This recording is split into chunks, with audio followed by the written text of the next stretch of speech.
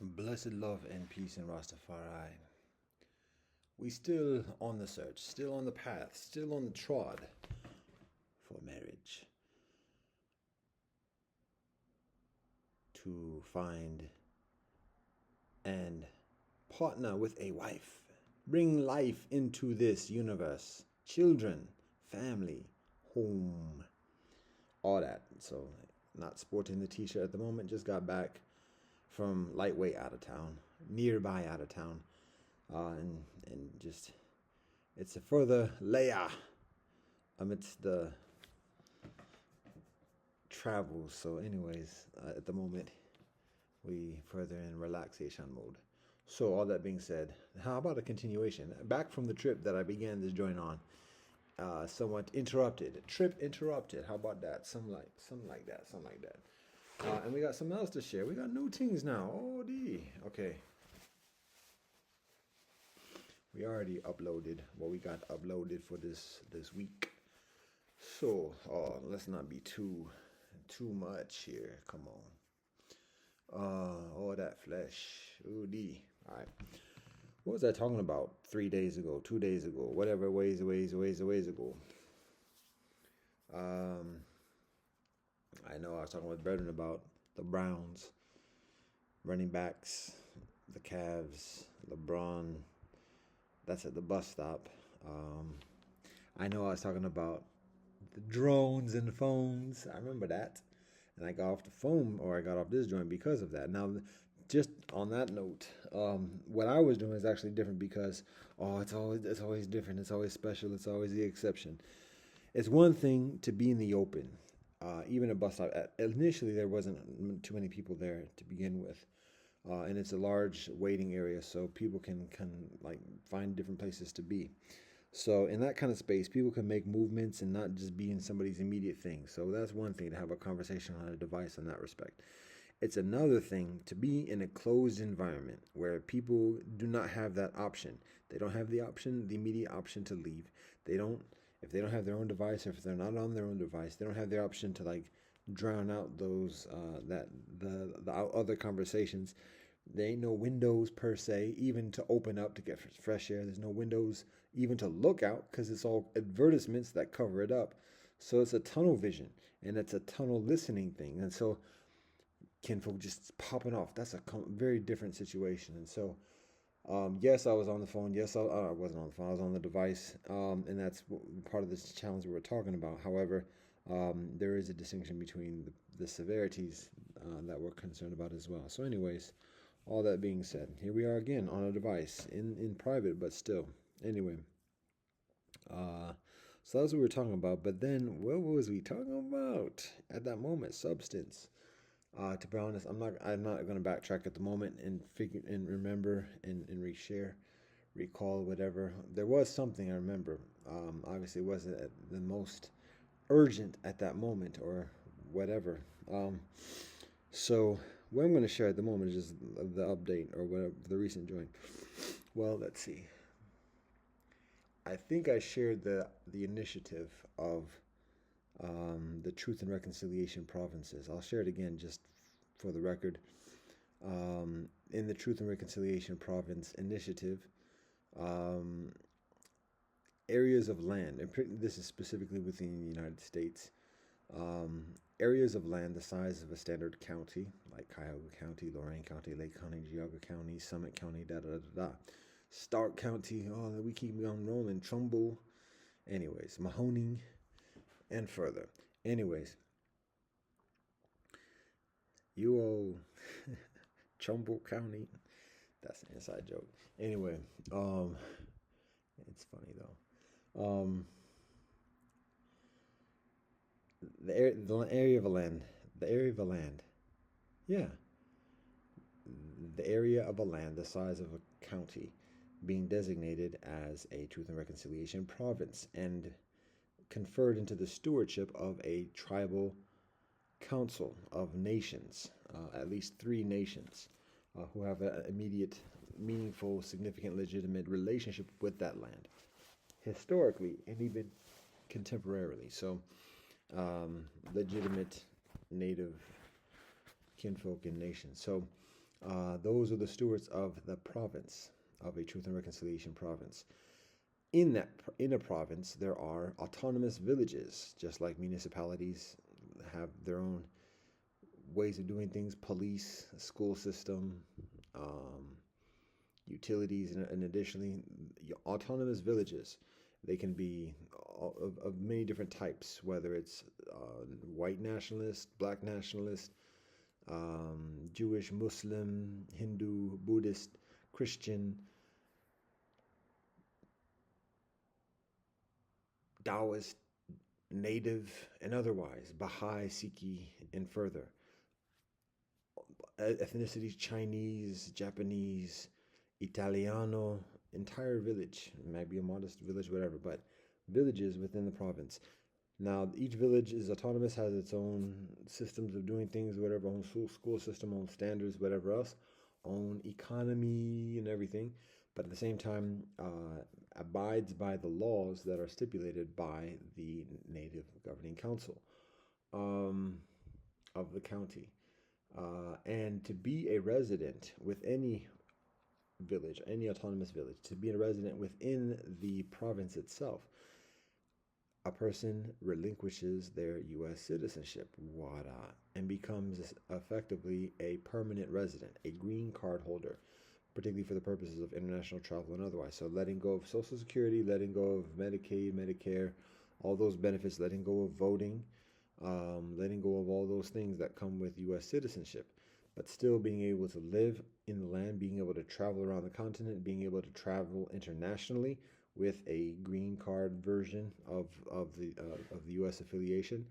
So doing still those basic activities, and then being further, essentially being further staked within one's own autonomous village, whatever that methodology might be in terms of economics, whatever taxation, whether it's a socialist economy or whatever it is, capitalist or whatever. I won't say slave, but anyways, meaning, well, don't have to get into all that. So that's the basic arrangement. Now, at the same, in addition to that, well, and is like a further motivation for this, when becoming a resident of a Truth and Reconciliation province and relinquishing U.S. citizenship, a person also receives full immunity of any and all crimes, any and all atrocities that person commits ever at all against anyone on this earth, in this life, according to the earthly laws. The spiritual laws, that's, there's no jurisdiction in man's hands to deal with that. But in terms of American law, in terms of the United Nations and the other national laws, full immunity. So that means gangsters, their body count, whatever they've been doing, dirt, blood, whatever, immunity, full immunity up to that point of becoming a permanent resident, or up to that point of becoming a resident of a Truth and Reconciliation province. That's gangsterism, that's tax evasion, that's embezzlement, that's mercenary, black ops, whatever. That's espionage. That's military bombings of other countries. It's a UN. It's not just a U.S. based immunity. It's a world immunity. The world provides immunity for those who relinquish their U.S. citizenship. Oh, see that quid pro quo? So it's UN sanctioned thing. So the UN has some say about the application process. But that's part of the motivation in the world, for the world to provide that immunity, that because people let go of doing the United States citizenship thing. So there's substantial exchange in that process. There's rather appealing exchange for many different types of people. And there's a lot of rationale about this. There are a number of different levels to it, but just keeping it simple in terms of the articulation in this formation point stage of the initiative, we keep it at that. So in addition to the immunity, person does not have to confess to any crime. Doesn't have to confess, doesn't have to list it, doesn't have to give testimony about anybody else, doesn't have to snitch, none of that. Doesn't have to say anything. It's automatic. And so that up to that point, by that date, anything that happened, automatic immunity. The person doesn't even have to respond any accusation, doesn't matter. That person is now a resident of a Truth and Reconciliation province. Whatever crime that was, and with whatever evidence is newly found, new DNA evidence and otherwise, doesn't matter. That person has immunity.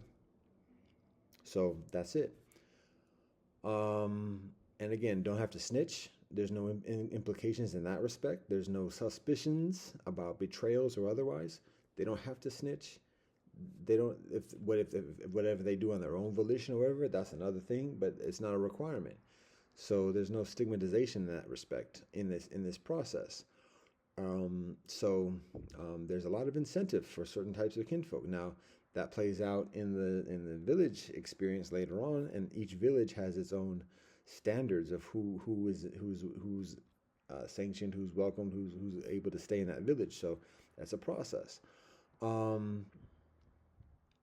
And again, the motivation of the world doing this, like in military, you're given immunity for Air Force pilots have dropped bombs on children and women.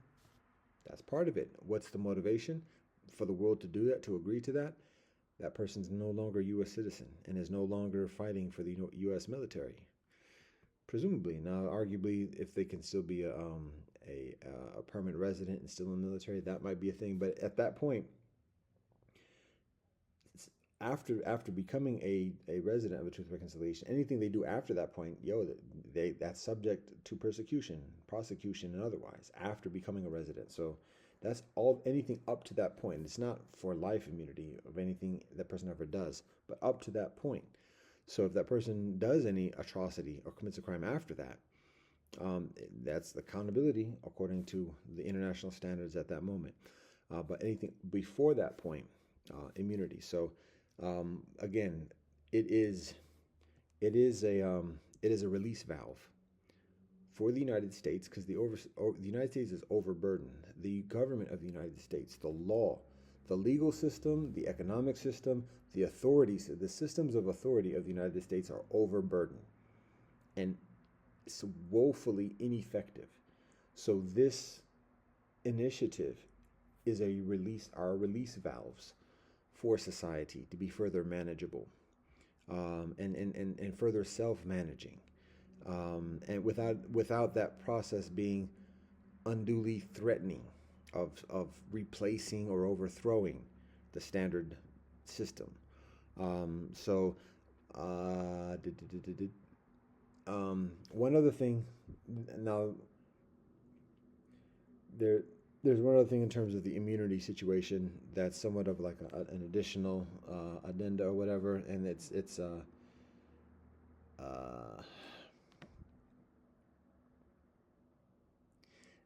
like a discussable thing, but this is another significant consideration aside from the basics that are already articulated. An additional consideration is that when kinfolk do that process in this scenario,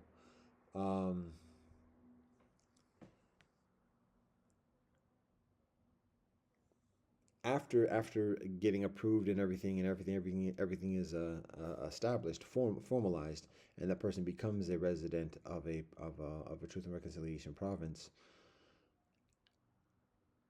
After that process, that person is unable to make any confessions of any previous crimes or anything else, because first of all, it's unnecessary. But part of the consideration is that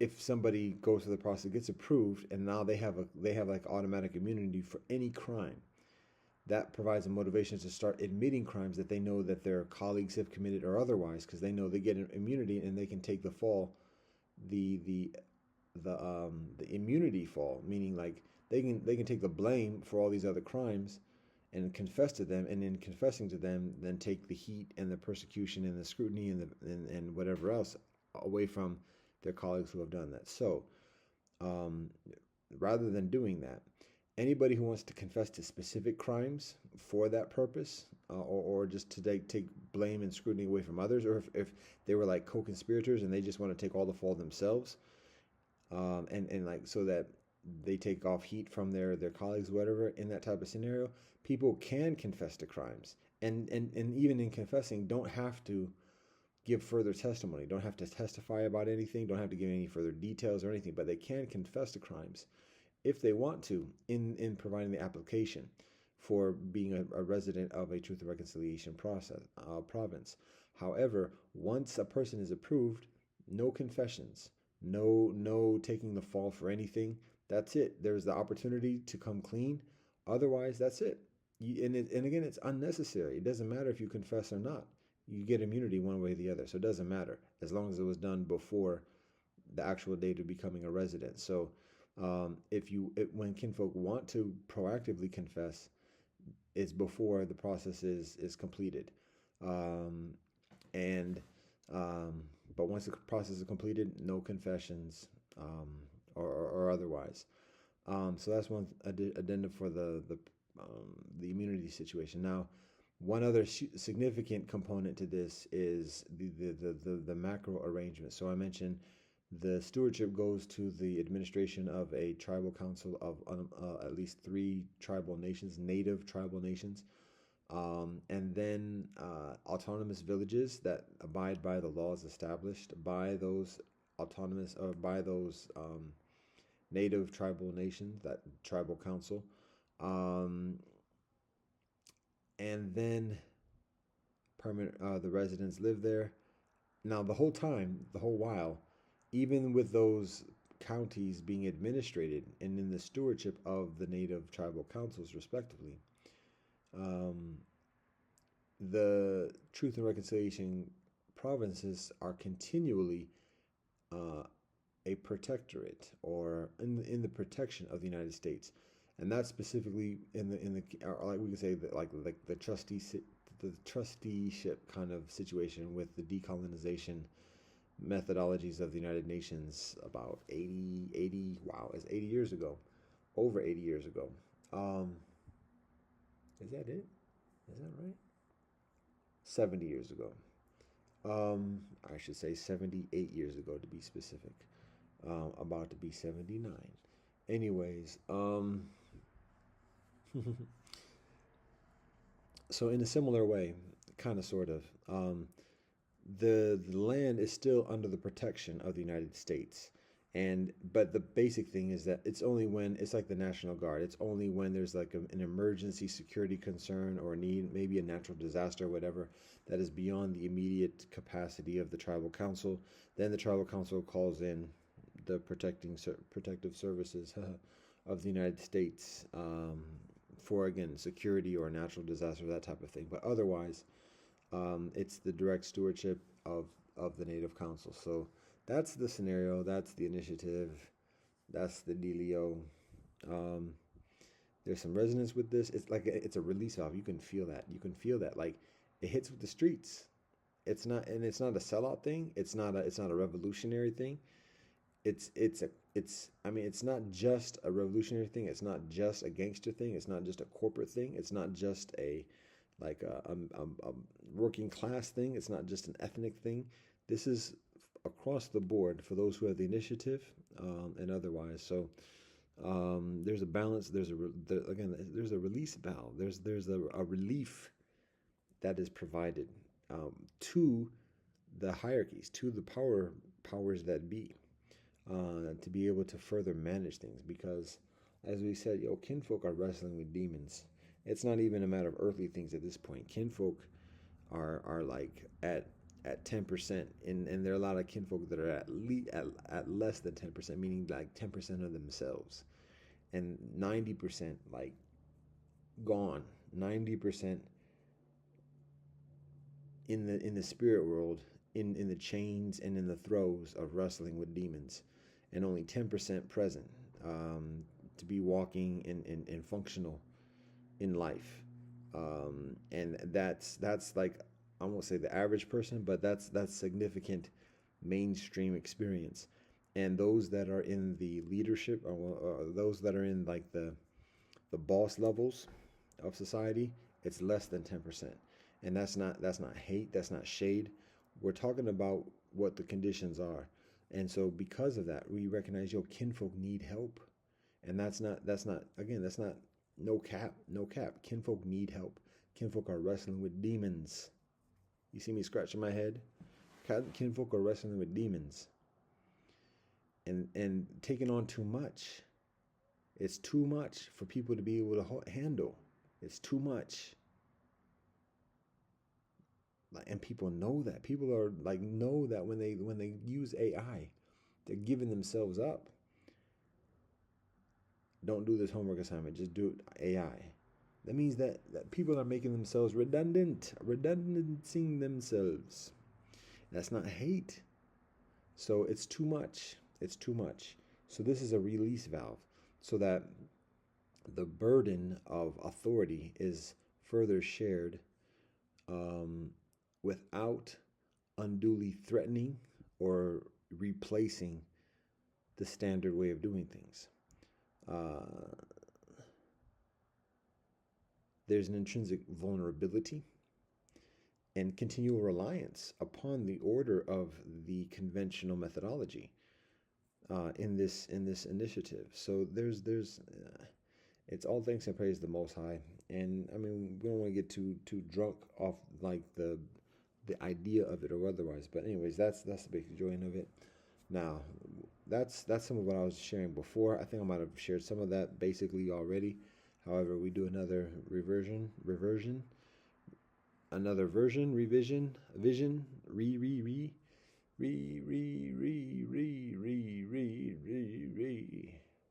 shine.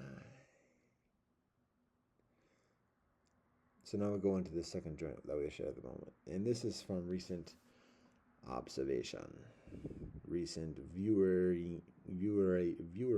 Well, look at that battery getting all low and everything. What's going on? What's going on? We can almost sing again. We can almost sing again. We can almost sing again. That's not a song, but I'd like to hear it. Anyway, second joint. Actually, that is about songs. Heartbeats. The heartbeats. The 5 heartbeats to be specific. Classic film. Is it a hood film? It's a classic film in the hood, meaning like in the hood, it's a classic film, particularly amongst old heads. I don't know how much young heads, maybe young heads, some young heads know, who have the elders to share that with them. Anyways, this is a classic film. 5 Heartbeats. Robert Thompson. What am I saying? Robert Thompson. Robert Townsend. Who else was in that joint? What other name actors are in that? It's like a lot of those actors that you see in other joints, but like it's not the big name kind of joint kinfolk. But anyways, um, yeah, without getting too many details, I'm actually talking about a specific scene. It's like one of the classic scenes from that film. So to give some explanation about what's going on and how this is applying to what we got to share today. It's me. It's all about me. But this is one way of describing my experience and how recent viewership, conjures a recollection of all this. So here's the synopsis of the 5 Heartbeats. It's a film about a singing group back like in the 50s, 60s during the time of Motown and everything. There's that like people from the hood like were making it big, and it's like the first time for people of African ancestry to make it on a big stage and to like have a life-changing lifestyle. Like it was extremely small percentage of kinfolk, but there was just like this sense of like anybody can make it, and like it's accessible. So that's a big thing, particularly in the 80s and 90s. It was still like that. It's still fresh in people's experiences and memories, and the singers from the era are still living during that time, 80s, 90s, and so like it's still a part of like the living, breathing culture, at the time when the 5 Heartbeats film is completed and shared. So that's the basic gist. That's the background, whatever. So in this film, there are 5 singers, brethren, who are young men, teenagers thereabouts, who grow up together and sing and like start to get ideas of forming their own band and doing what they've been seeing and hearing on the radio and on TV and everything.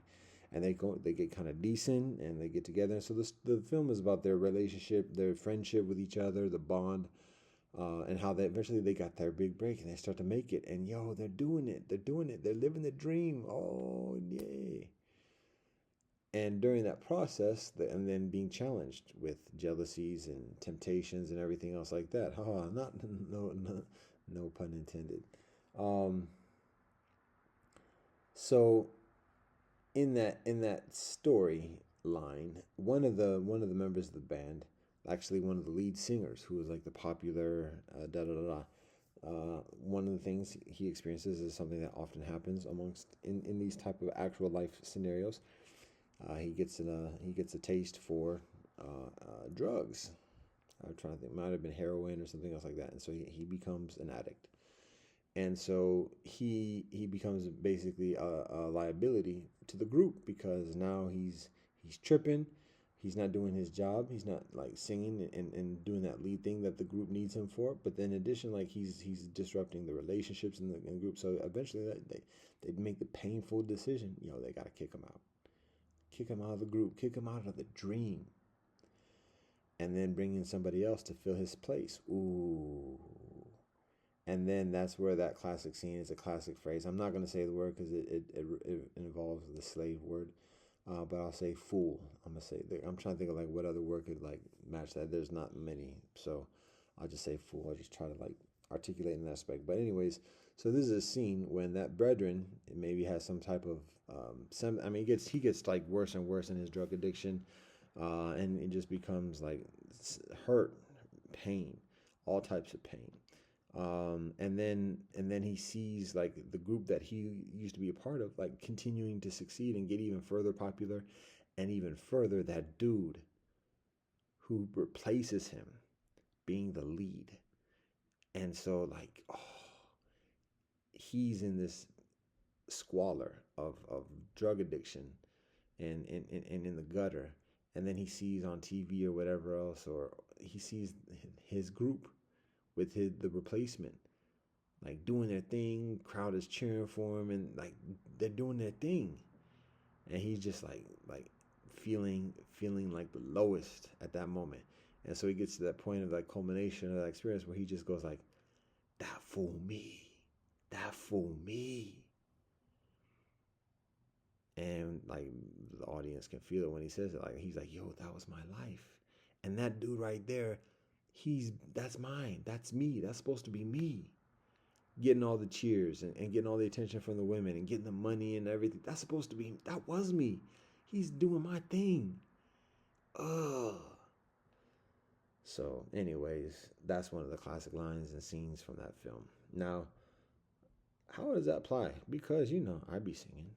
I'm a heartbeat. We all have our stage and everything else, like our Truman Show illusions.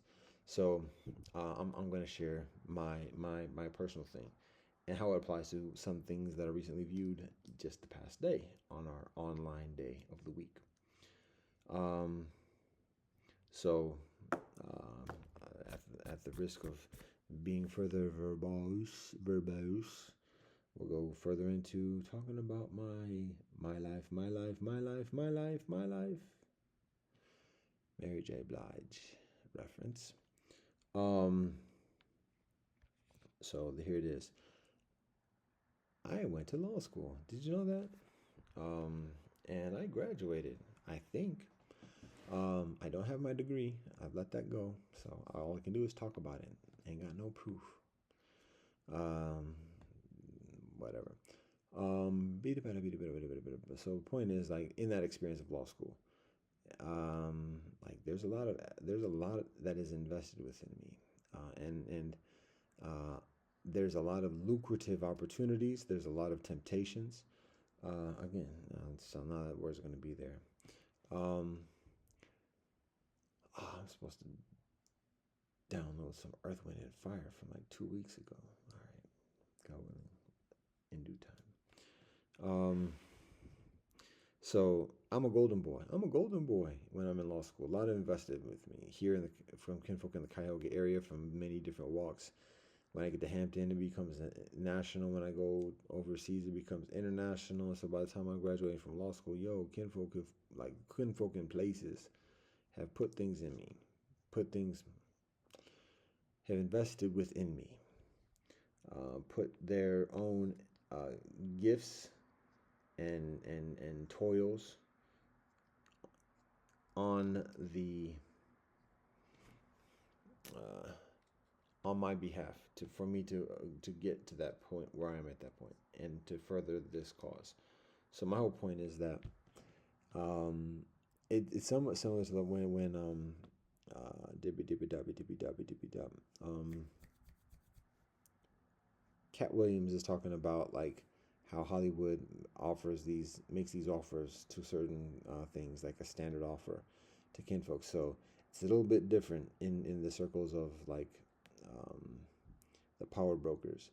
The scenario is it's actually somewhat similar in terms of a type of wife. We can look at the Reggie Lewis example along those lines. Um, and I mean house like huge money types of situations, but at the same time lots of strings, lots of can't talk to anybody else you know in life beforehand, but now you're in the fold. Now the thing about it is very often um, you can hardly do anything yourself. A person can hardly do anything a person's self. Everything's for that person, but if they don't toe the line, gone. There's no backup, no kinfolk coming through from back in the day or whatever else. All that's been cut away. So it's big money, big house, big bank account, big name, big bank checks and everything else like that. But no relations, all leveraged, no say, and otherwise. And obviously, the further up, the further less. Um, and to be honest, like it's not necessarily the longest of rides either. To be honest, the further people grab, oftentimes the less people have to be in on this earth. And um, conspiracy Illuminati thing. That's the dance. That's the dance with the demons. That's the dance with the devil. And it's beyond any explicit formula. Can't name it or whatever else. Can't define it specifically. I'm saying this is exactly what it is, but just describe the elements of it.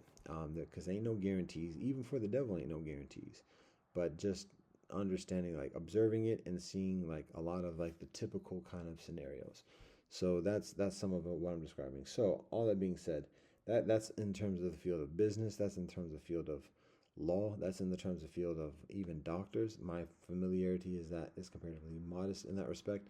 But any field of endeavor, religiosity, being a clergy, a religious leader, and otherwise, a televangelist or otherwise, all of that, rising through the ranks of imperialism.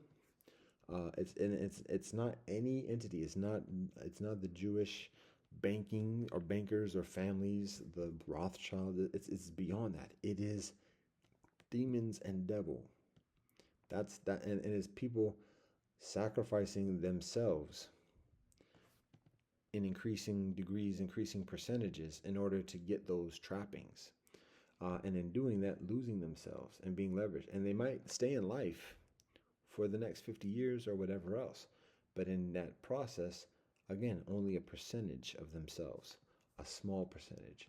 So, all right, now going back to myself. So that's what I experienced. That's what's put in front of me when I'm in law school. And again, it's sometimes it can be just very outright. Here's the offer. Sometimes it is that, to be honest. Actually, I have had that, to be honest. Here's the offer. And when I got that, I felt like, yo, this is the devil. This is, and it wasn't the person or the persons who were presenting that, but it was just like that was the vibration of like, yo, this is the deal right here. This is the deal with the devil type of thing. If I want this, yo, yo, this is it. And I didn't have a lot of religious literacy during that period, but I could just feel Like I know I'd seen enough of society. I've been in enough of scenes and whatever else to like see like who the power brokers are and who the decision makers are, and like recognizing like the powers that are operating right now are beyond any specific person or even any specific group. It's another phenomenon. We're talking about telepathy. We're talking about manifestation. We're talking about like it's beyond just like no 20 steps ahead type of situations and falling into traps. It's like it's scary, and it's not all nasty. It's like it's actually scary nice, like yo, that the person that you've had a crush on this whole time, low key, that nobody knows about, but serious, right there next door. Hi, how you doing, Bubba? What? Those type of things. um so anyways, I'm getting going on this. So when I'm at that point, and this is it builds and builds in that, in some ways it's law school specific, just because that's my experience or whatever. In many ways, also in further ways, to just be mindful of, it's basically applicable to that stage of life when we are going from the student stage into vocation stage and making that significant transition from being a subordinate, being a student, into being effectively a householder, one who is basically staking their position within civilization, and then in that position, all the affiliations and everything else accordingly. So it's a different nature of existence in this life. So some people have that experience at high school, at the high school level, when graduating or dropping out of high school or completing high school without a diploma. How about that? Some people experience it at middle school, being orphaned or otherwise, and they gotta fend for themselves. At that point, it's the streets. Some people go all the way through a PhD and are at 35, 40 years old, and that's when they start have to like face those decisions and challenges. So I experienced it when I was in law school in my mid 20s.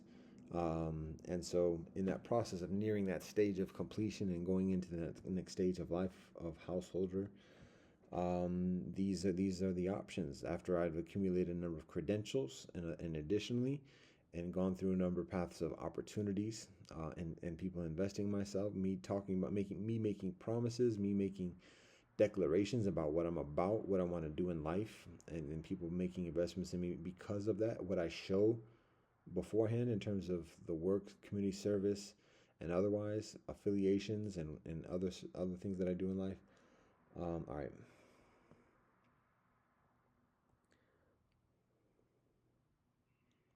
So a lot is invested in me.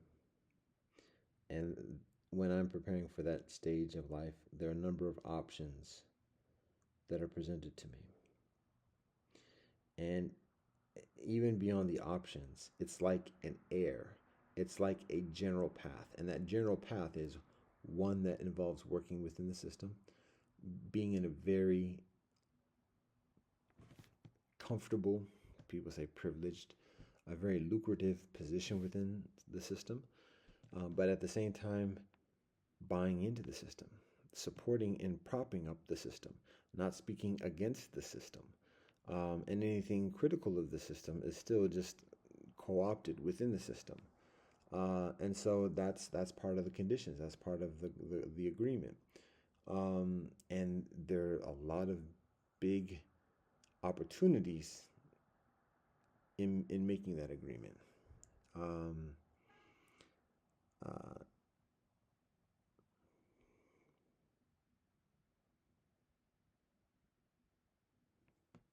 Golden boy. What I mean by golden boy, a person of light skin, African ancestry with the United States, who has certain credibility in terms of being of African ancestry and can be like the credible black face for European kinfolk in the imperialist constructs. Um, and particularly with my background, and going to HBCU, does that sound familiar? And then also having at law school, having a certain amount of positivity and sing-songiness or whatever. That's actually not how my personality is for much of my life before that. I'm very reserved, very low key. I'm very outgoing among in very closed circles of people who know me well, and who I trust. But my general, it's in law school. I guess people say coming out, in terms of like coming out of my shell, but also like I could say playing a role. Um, there's a number of things that happen, but whatever it is, I mean, amidst all of it, I'm further proactive in being outgoing and less reserved than what I am when I enter law school after living for 20 over 22 3 years or whatever. I become further outgoing. So, anyways, that's part of the experience of being the golden boy. So that that person can be placed in a position of political attention or public attention, like a political leader, whether it's an actual government leader at the state or local, state, or federal level, or if it's a civic leader working for a philanthropy or community civic organization, or if it's a like a charismatic business leader. That's a little bit it's a little bit of a different game, but it's still applicable. So, anyways, there's a lot of things that a golden boy, quote unquote, is valued for. Now, the thing about the golden boy compared to other kinfolk of African ancestry to be used as a puppet is that oftentimes what the European hierarchy of the imperialism uh, experience historically is that the golden boys can have this high susceptibility of having their own ideas, of getting their own ideas eventually. That when it comes time to kowtowing and being subservient to the Eurocentric imperialist constructs and hierarchy, golden boys can sometimes, often, should say, get there like, no, I ain't gotta do that. That we Dubois it almost. So, because of that, it's such a very difficult thing for the Eurocentric imperialist to fathom or to discern, because on one hand there's a need for having a black voice to keep the other black voices comparatively subdued, but at the same time, and the golden boy voice is like ideal because it's further attuned and similar to the European voice, even having this same ancestry. Um, um, and depending upon what the individual's credentials are and history is, personal history is, can have like significant credibility within the black community and love and additionally within the black community. But at the same time, like I said, high susceptibility, because in investing and entrusting that type of authority and resources to a golden boy puppet, that golden boy puppet can get the golden boy's own ideas and start doing things that are increasingly independent from the Eurocentric imperialism, and then that becomes a liability. And it's very difficult to remove that afterwards, particularly quietly remove that afterwards. So that's part of the risk, the huge risk for Eurocentric imperialists when it comes to investing and selecting um, or hand picking golden boy puppets. So, but that's what I am at that moment. I'm a very high prospect golden boy puppet in law school. Um,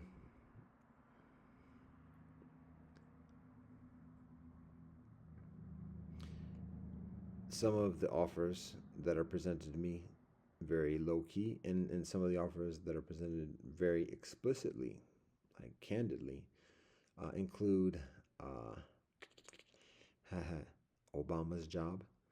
And by that, I'm specifically talking about the senator position. And then even lightweight whispers about Obama's retiring position, meaning the president. Um, and this is before Obama is on the scene. This is over a quarter of a century ago. Obama is older than me, and he obviously has the same offers that are presented to him, obviously, because he picks up on it. But he's not the only one who had those offers, and he's not the only one who has those offers, even to this day.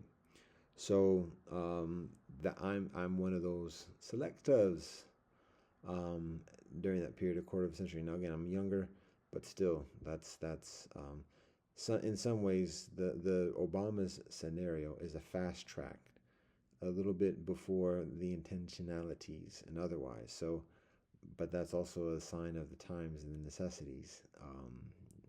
20 years ago to fast track that.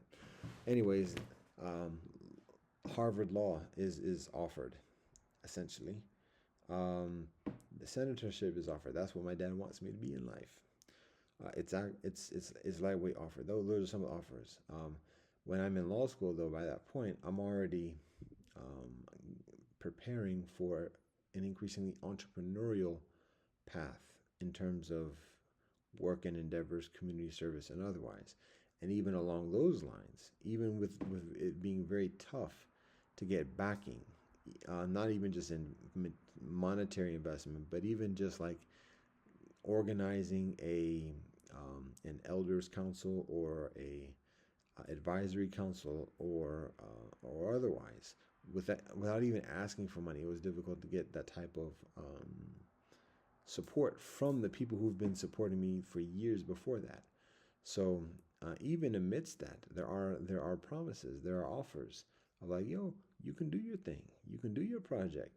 We want you to tweak it a little bit, but if you do that, then yo, we got the money for you, and we got the connections, because those that are making those offers have the would be advisory council people, kinfolk that I would go to, that I do go to for and solicit for participation. Those kinfolk are actually significantly, if I said in the pocket, that would be very disrespectful, but are basically very leveraged by the hierarchies of Eurocentric imperialism that are communicating these offers to me in my personal path. But again, these offers require working within the system, can speak critically about it, can challenge it, and additionally, but still being part of it. And it's not even an option. So I can't.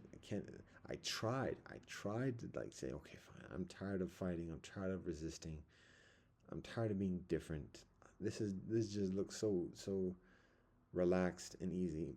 Can't do it. So does it look like I'm tired? Oh, okay.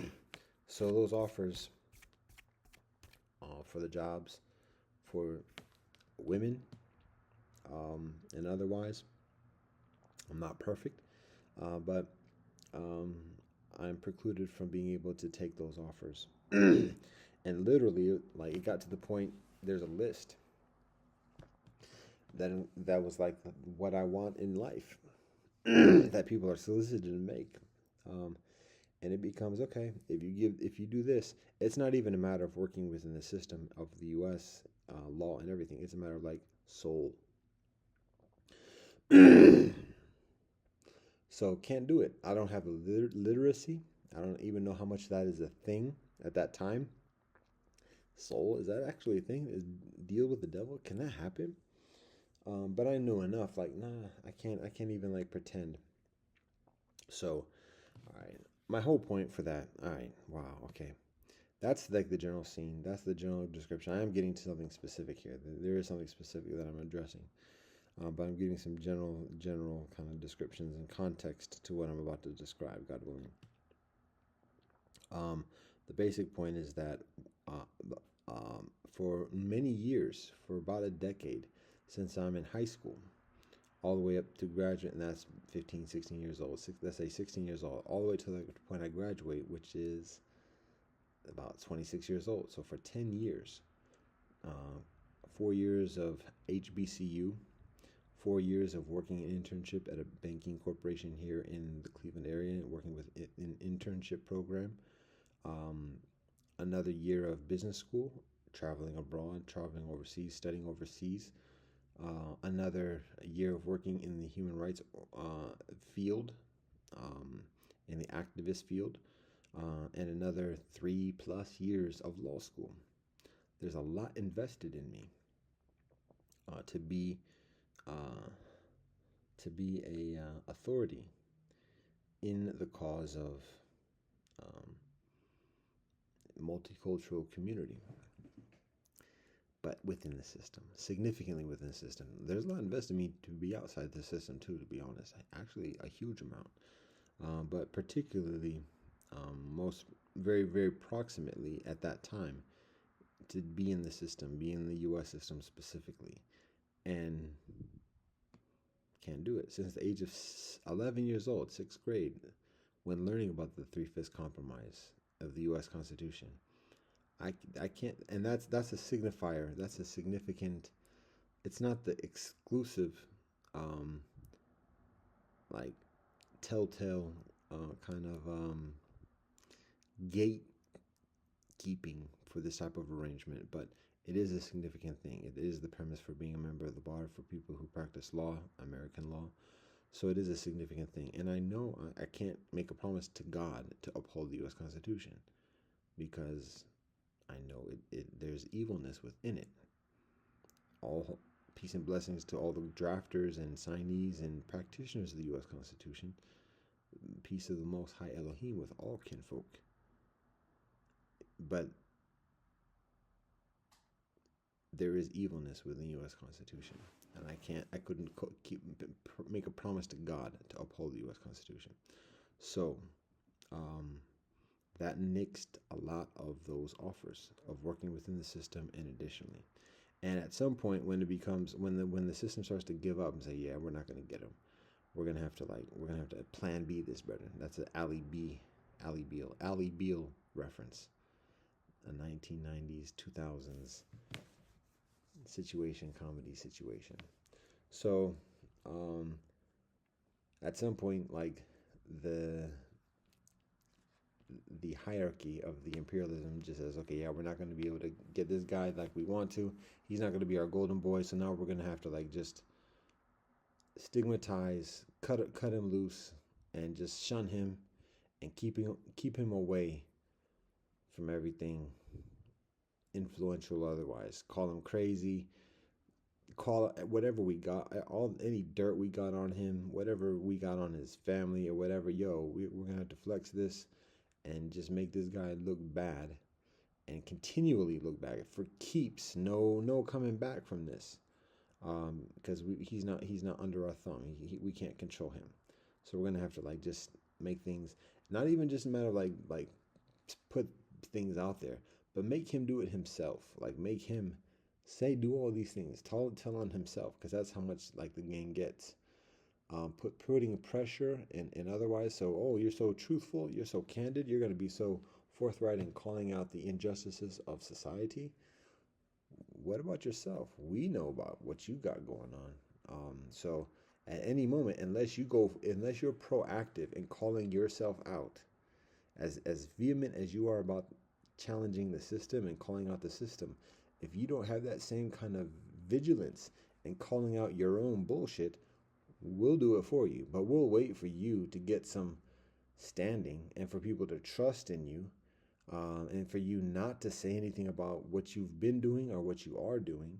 And then when you get to some position of influence and have that trust and have people invested in you as a leader, for what you say against the system, speaking truth to power, then we're going to pull the plug. We're going to pull the lever. We're going to pull the rug out that game. And we're going to present to your followers, and additionally, what you are doing, what you done, and otherwise.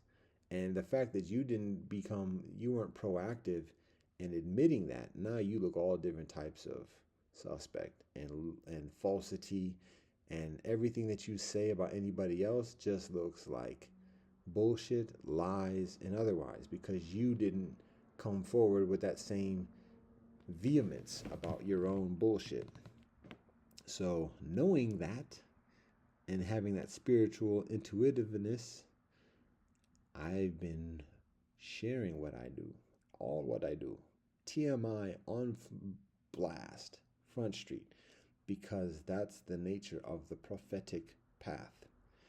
It is truth, categorical, universal, nasty, and nice about all phenomena, including oneself.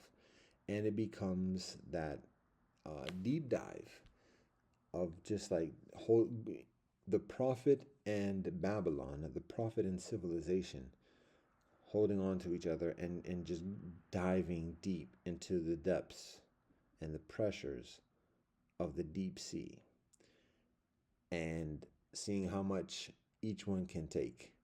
And if you know about like the pressure, like if you just recognize like when you stack up books and you look at the bottom of that, that's a lot of weight. When you stack up water, water is extremely heavy. So at the bottom of that, that's carrying all that weight of that water. Guess what the oceans are? That. So when you dive into the depths of the deep sea, the pressure begins to, like, it's like eyes pop and everything else like that. So that's what like truth is. And when the prophet is calling out not just society and civilization and the corruptions of the leadership, but the prophet's own self. That that's the deep dive of truth, and things start to shake, things start to pop. It becomes less and less feasible to continue doing that, and sometimes the prophet might just be obliterated, and there it is, and then the followers of the prophet have to pick up the parts and try to rebuild and just say what the prophet was talking about, whether it's the prophet, the sage, the ancestor, and otherwise. Now, at the same time, it can be Babylon, it can be the civilization, it can be the city, the hierarchy, the corruption itself starting to shake, can't sustain itself, can't keep being so honest about what it does, because then people see it for what it is and call out bullshit. So submarines start to like fall apart when getting into depths beyond what they're designed for. And similarly with civilization, when civilization is being held by a prophet, and when this civilization is holding on to the prophet in response, um, as the prophet goes deeper into the truth about the prophet's own self, and like uncomfortable and unattractive and everything else like that, um, the same thing happens to civilization. Uh, Instead of all the fake veneers and all the prettiness of the celebrities and everything else, and that's no shade on celebrities, but just in terms of just the facade and the illusion, it's less and less convincing. People start to see, yo, why do we do that? Why do we watch that? Why don't we just do this? Um, and that is extremely transformative. When the prophet and civilization hold on to each other and do the deep dive of truth. And very often that contemporary civilization, that hierarchy, that cartel, that Illuminati for that generation or recent generations is unsustainable in that initiative or in that scenario. It falls apart, breaks apart, figuratively and literally. There's infighting, set tripping, um, excessive competition for frivolity, things don't even need. And so that's the civilization breaking apart under the pressure of truth, because the prophet just keeps on calling it out, and the civilization can call out the truth on prophet. Well, what about you? And look what you doing, this and the other. Yeah, let's look about that. Well, no, that's not what we're saying. But no, that is what you said. No, but if you look at what you're doing, then people are gonna expect us to look at what we're doing. We don't want to do that, and we don't want people to watch us do that. No, but that's what truth is, though. So you ready? Oh, get ready for the bolts to start popping out the welding and such. So, anyways, that's what I do. Getting off topic, because what I'm supposed to be saying is that I had opportunities. All right. Do you not see the fatigue? I'm lightweight going in and out of sleep. It's not that late, to be honest, which is maybe why I keep on doing this, but I've been doing that in the past couple of days, and it's all the travels and everything else like that. So, which is maybe why there's this energy, but at the same time fatigue. I'm trying to get to the point here. We have something specific to share. So I gave some description about the game, what happens, the golden boy, why the golden boy is favorable, why the golden boy is a child, or why the golden boy is a challenge. I gave a general description of some of the temptations that are presented to people who have credentials to be hand-picked puppets for whatever purposes of the imperialism. I've also described Um, what were they just talking about a second ago? Opportunities. Oh, I described it as talking about deep dive with the truth. When the person who's in those positions of getting those offers and even accepting those offers refuses those offers, and then continues to calling out the injustices and the imbalance within civilization. That's the deep dive in the sea of truth. So, and that's what the hierarchy does not want to do, because that unseats the hierarchy. It doesn't necessarily stop the injustices, but it unseats the hierarchy. So it's beneficial to recognize that too. All right, here we go into the details. I was talking about the 5 heartbeats. I was talking about that singer who got kicked out because of a drug addiction. When I'm in law school, it's a salient thing. It's not a credentials thing. It's not a flex move. It's not intended as that. It's legitimate. When I was in law school and presented with these opportunities to be a golden boy, the ticket that others like Obama and others select, and I refuse those things.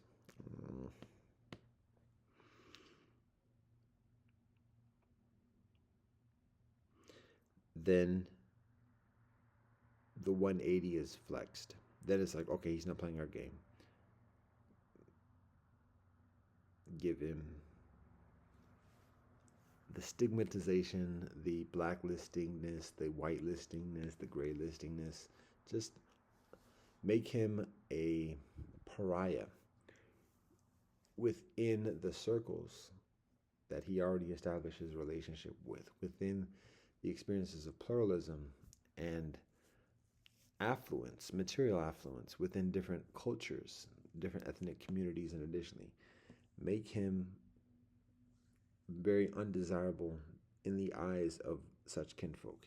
And one of the significant ways of doing that is calling a person crazy, of making that person, um, well, there are many other things. But it's basically just stigmatizing, so that part of the culture of quote unquote privilege is just being very fastidious in abiding by the social standards and the etiquette and the superficial signifiers of propriety in order to be accepted within one's own fold. All right, can I get to the point? It's an hour into this already. If I had just had junk food, I could be relaxing right now. All right. So I'm going to endeavor just to get into what I'm actually talking about at this moment after an hour.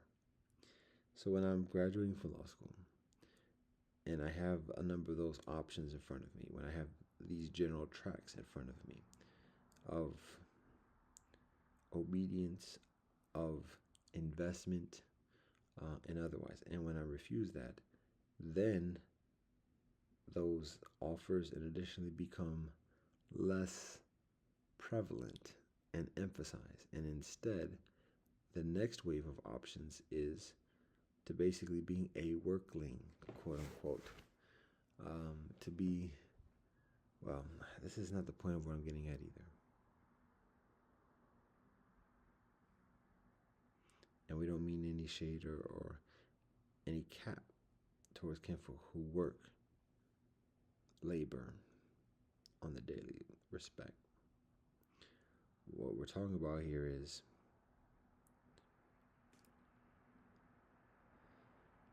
being a golden boy, having options, having opportunities, refusing those opportunities, and in refusing those opportunities, being perceived as a threat, and thus receiving even further aggressions.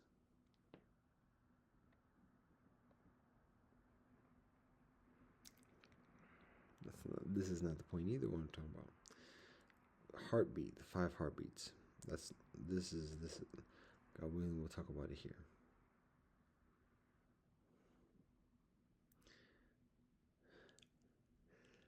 when I'm graduating from law school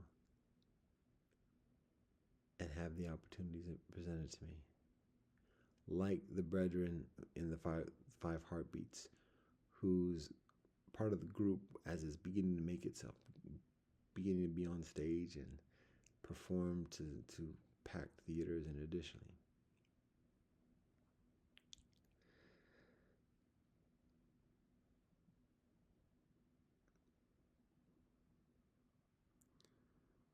When I'm reaching those levels in the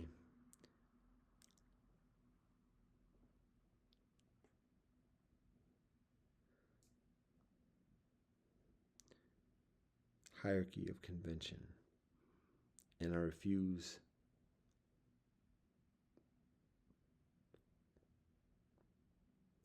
acquiescing or playing within the system,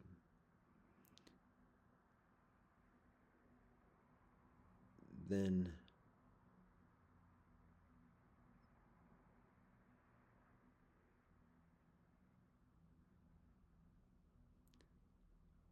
there is a different scenario. I'm being mindful of falling asleep at this point.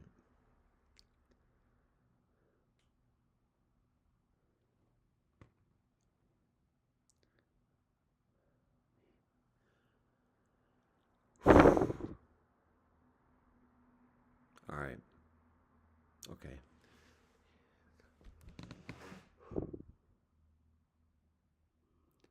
After I graduate from law school and after I decline those offers, I was an addict.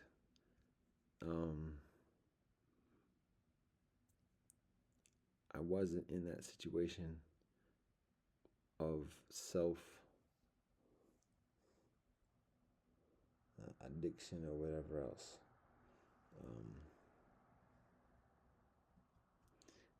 But I felt that scene of that singer being like at the low point, at the low stage, and having everything that person thought about, dreamt about, whatever else, being given to somebody else who didn't go through everything else that person went through to experience that. That was my experience in graduating from law school. Those opportunities that are presented to myself are then taken and then given and presented to somebody else. Somebody else's.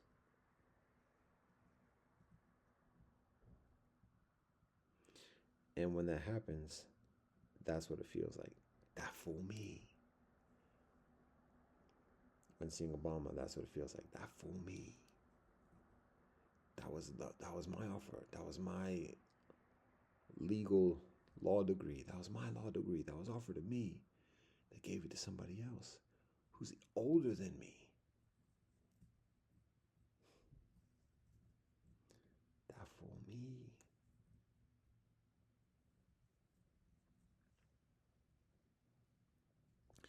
And that applies to seeing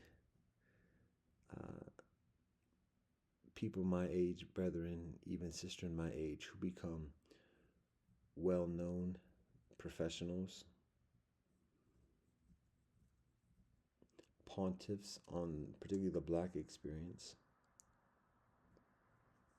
because a lot of the kinfolk are puppets, and the point is not to be negative or be accusatory or be derogatory, but I'm trying to be candid. And right now, I'm just trying to like get it out whilst I'm fatigued and everything else like that, and continue rambling.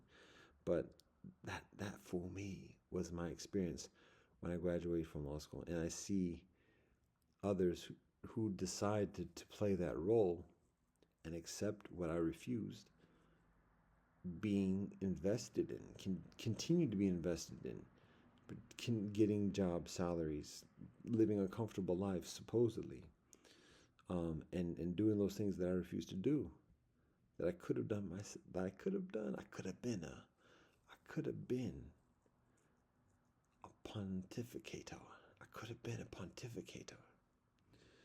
So there's And in many ways, there's not a jealousy because there's not an envy for that. Um, but there is a frustration, particularly because the kinfolk are not sharing the solution.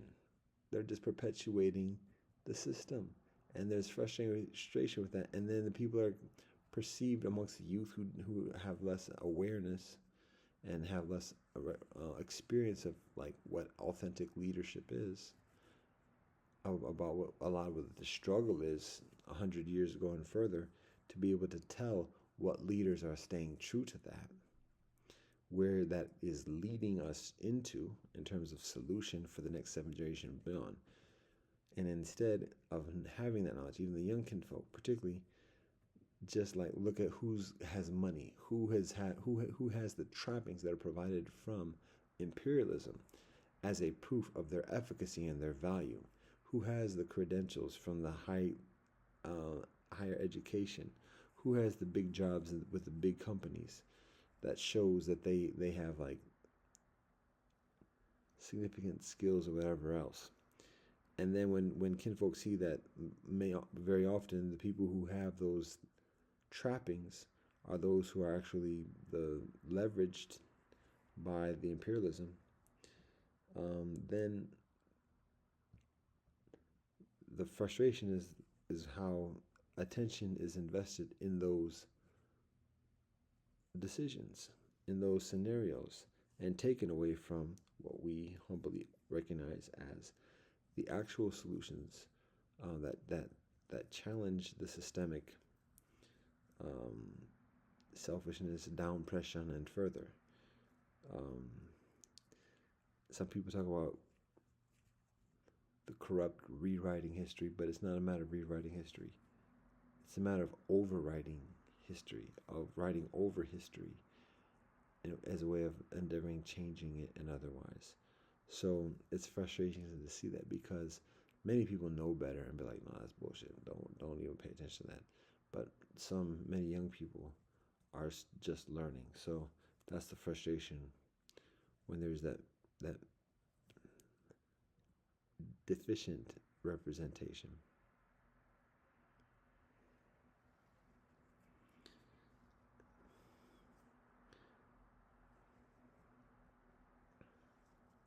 So I mentioned one of those scenarios of that fool me, being in terms of like observing how other kinfolk have accepted those offers for toting the line and propping up the system, and the atrocities and the sufferation within the system accordingly.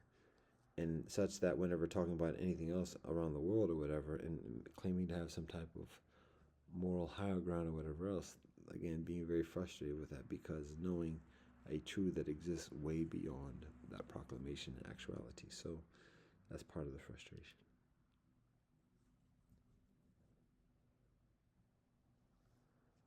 And part of the experience when considering that fool me. Now, one other thing to share along those lines at this moment.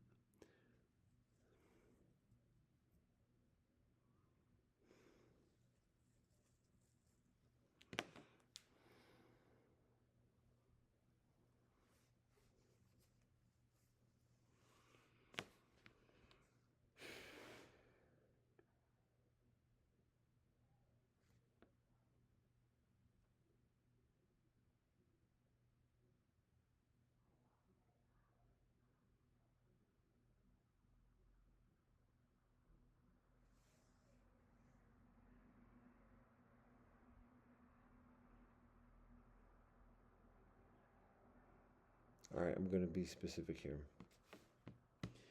This is something, all right, what I'm responding to, like why all of this, why am I talking about this at this moment? Do you not see I'm falling asleep right now? The battery's about to be out. Yo, how many times am I looking at this battery and I'm like, yo, this is me. And that's not healthy.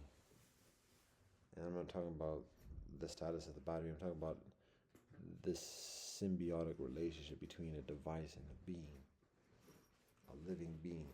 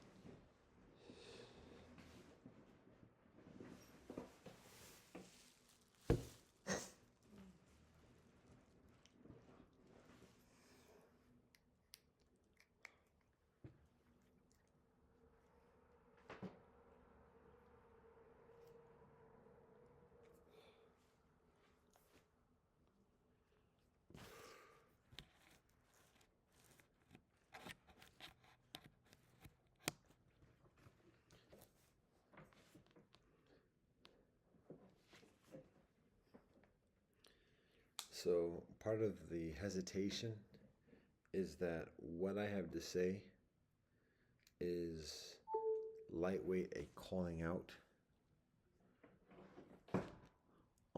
on specific kinfolk that I have yet to even talk with in life.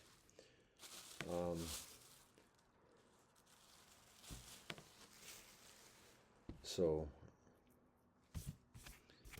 and the intention, just trying to emphasize the intention of this calling out is without malice. It's without jealousy. It's just describing what the conditions are, so people can be knowledgeable, further knowledgeable about the the truth about what's happened, what exists at this moment. And you can say, oh, but your version of truth, and you too. And the streets have no name. So that's part of the hesitation as I'm ready to get this. So we got some energy now. La di da.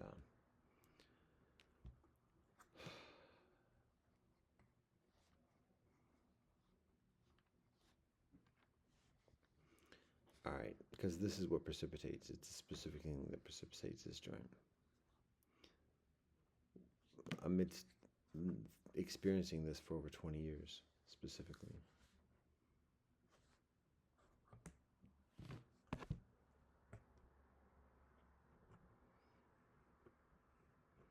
All right, I think we can start getting into it.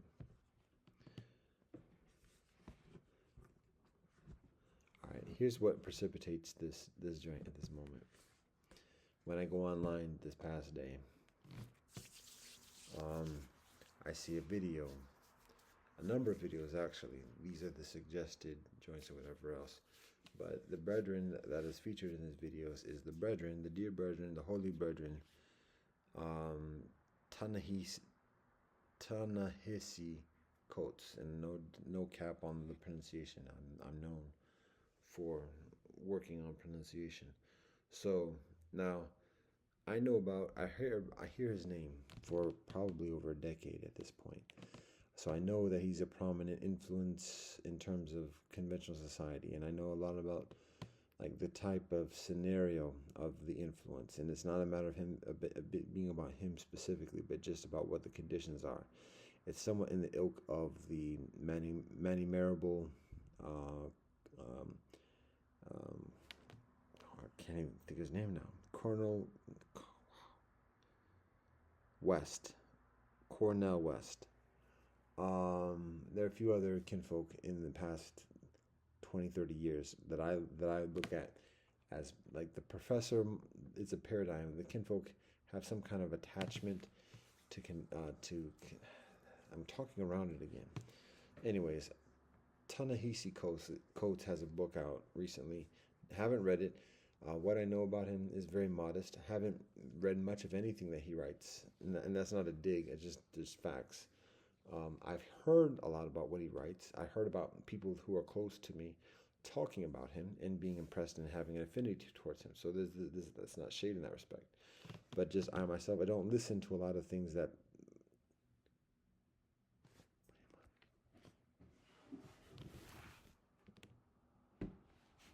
I don't listen to a lot of what contemporary celebrities and pundits and everything else, figureheads say, because it's not even just like, it's non-informational, and that's not, I'm not trying to hate, just we got to be very mindful of what we're mindful of. So don't pay much mind to that.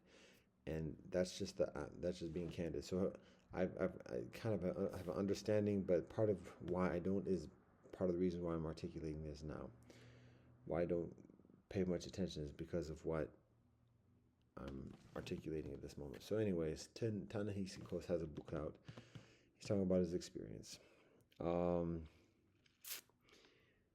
And he is in that ilk of that for me, because he is of that echelon of people who are selected as being representatives of the black experience, but they're selected by the Eurocentric imperialism. And in being selected are toting the line, are being part of the system, and become like an empathic kind of accommodationist voice with as much genuineness as possible, to keep things unquestioned, particularly in the minds of the middle class proletariat and of a number of different ethnic collectives. So that's his essential role in the systemic experience. That's our understanding, and that's our perspective in that respect. So in less incentive or motivation of listening to what he has to say, because of just a lot of the presumptions.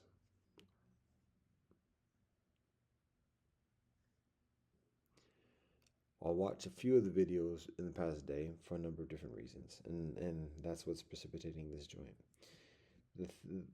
There are other brethren who are similar to him in terms of the role that he plays, so it's not just him, but his name is particularly notable for me, because of what I experience in life. And I'm presuming he's about my age, because as I understand, I haven't heard him talk about this, because again, I haven't watched or listened or read much of what he shares. And that's not a hate. That's just, I'm just being candid. But again, from people that are close to me who articulate this, this is what I understand based upon what other people articulate to me, that he's a graduate of Howard University. I see that him referencing Howard in the recent video this past day that I watched online. And I've talked before about me being beat down by the police in my third year law school, charged with a federal felony assault, 25 years, something like that, federal prison, and that being serious prospect of life, heavy, life-changing experience. So life-changing experience. Remember it very vividly. Now, as I've also articulated on numerous occasions through the years about that nasty experience, particularly that night, the first time being locked up in jail, all types of salty, and then later finding out, just like in days and weeks later, probably days later, that same night that I was done dirty, and with a federal felony hanging over me since then, at that time, that same night, another brother who is a Howard University student, or at least recently is before that, Howard University student, is killed by an undercover police officer. Wrong, all types of wrong, dirty. So as much as I want to get mad about what's happening to me at that moment, ongoing at that moment, I'm tempered, I am paused, I am humbled, because another brother was done completely that same night. Didn't get to the jail cell.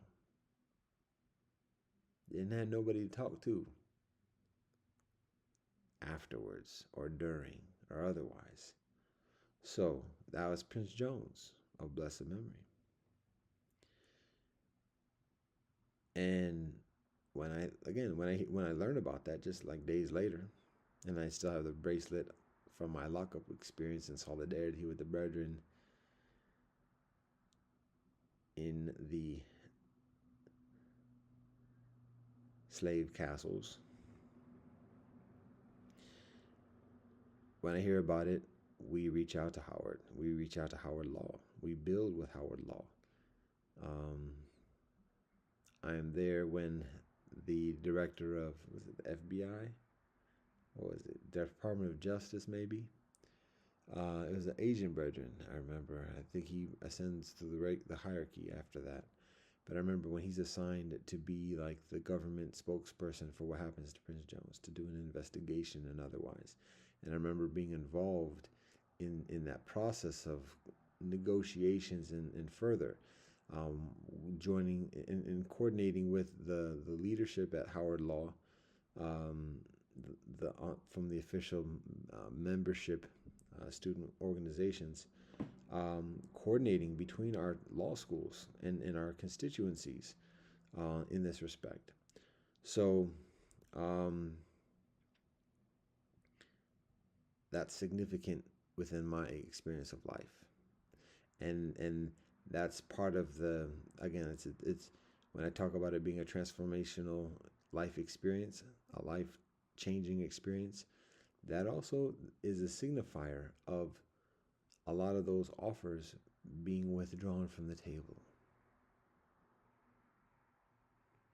Now, even after that, there's still offers that are on the table, and further lucrative offers and adjusted offers and everything else like that. But my point for saying all that is that it is my understanding that Ta-Nehisi Coates is a friend of Prince Jones. And so there is that relationship.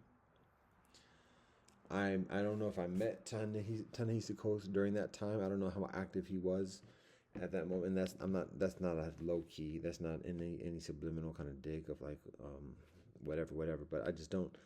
It was a while ago, so I meet a number of kinfolk, and I remember I met a number of those kinfolk that we build with. I just don't remember if I met Ta-Nehisi Coates or if he met me to know anything about me or remember anything that happened at Georgetown.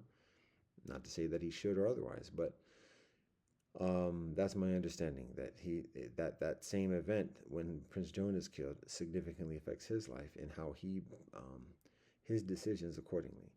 So, particularly because of that, there's a further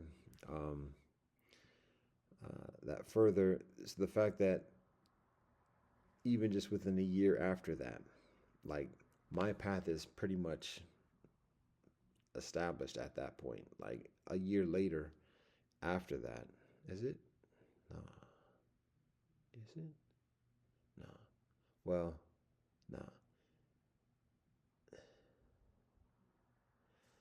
A year and a half later, mm, yeah, about a year and a half later, um, like my path, I graduate formally from law school, and my path to this day, my vocation is significantly established, and in that path, it is outside of the system, um,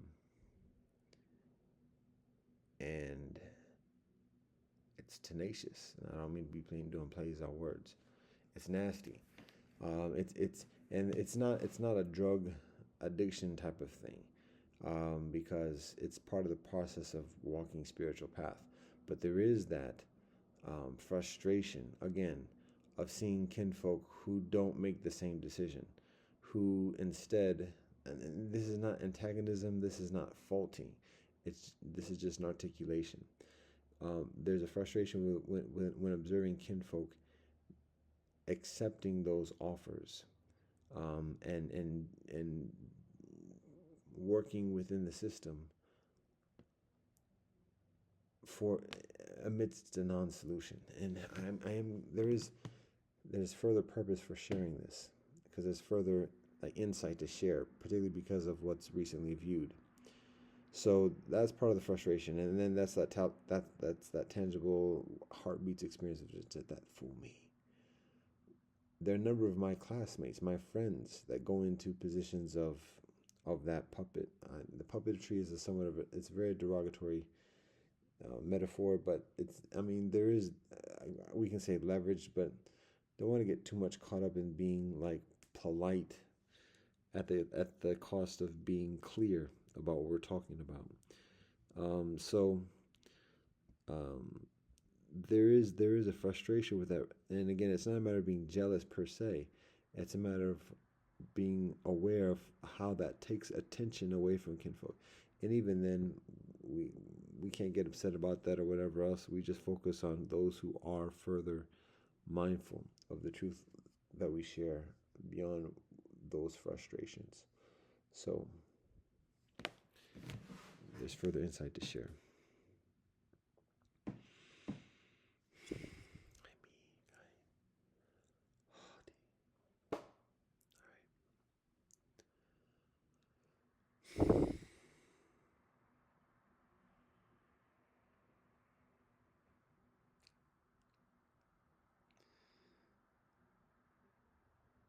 So when seeing the videos recently, the continual suggestions, like I said, I haven't heard about the Brethren for over a decade, I think, to this point.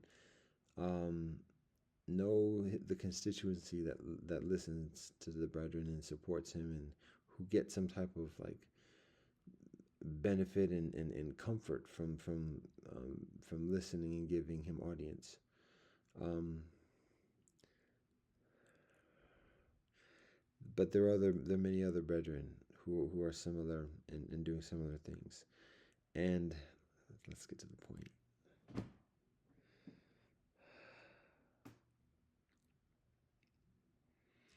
Part of the mechanics that are involved is that part of the characteristics that are looked for. So now, what Ta-Nehisi Coates is ethnic background is, I'm less aware of. He talks about being black, and um, I speak like that, and that sounds like harsh because it just sounds like he's supposed to be. I'm not. That's not what I mean. He talks about being mixed heritage essentially because he talks about most Africans, kinfolk of African ancestry, blacks who come from the Middle Passage are mixed. In some ways, he talks about the physical violation, the humiliation of that, and additionally, he obviously has intelligence.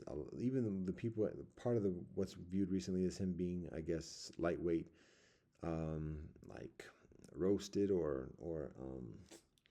like charged on a talk show that was supposed to be friendly but kind of turned on him, and so that becomes a talking point for all the other pundits and everybody else, all their other podcasts that feed off of that kind of like, again, static situation. But it's like liberals against liberals kind of thing. So again, it's a political year. It's a election year, so it's just like whatever. We just want attention, and we want to get as much people involved as possible because that helps the statistics, the analytics, and everything else like that. Um, the sense of authenticity and credibility.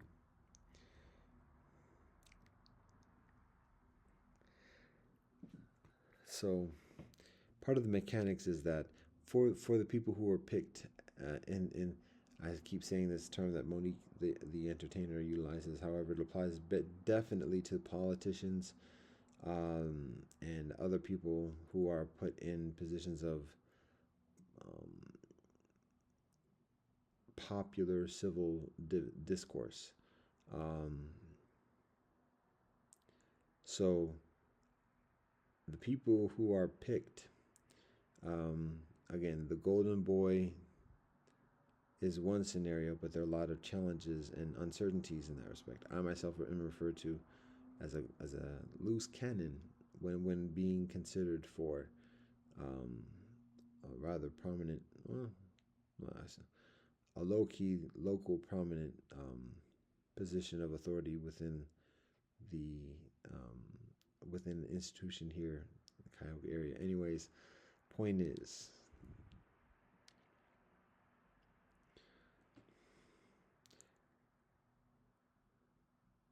there are certain characteristics that are sought within a person who is selected as a as a as a picked um, pundit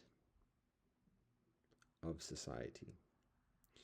Part of those, some of those characteristics are the person is intelligent, person has certain credentials that have like that are part of like the prerequisite amongst many constituencies within the imperial hierarchy of society. And so there's this sense of, okay, we'll listen to him since he has his degree from such and such university. Um, or if it's a local university, then okay, no, but we know that one too. So that's part of the character. That's one of the characteristics. Um, Obviously, to work within the system and not to be controversial, not to suggest overthrowing or opting out or whatever, but just if nothing else, just communicating an ethos of toting the line. Um, so that's another characteristic, a requirement. Another characteristic is being empathic, being able to speak with compassion and empathy, and in doing that, they're being to be honest, a certain charisma that certain people folk have, um, a certain credibility as a kind of person, and that instills, that generates trust and confidence within the main um, population. And when that person is picked by the imperial hierarchy, that type of credibility and affinity, when well, it's very valuable.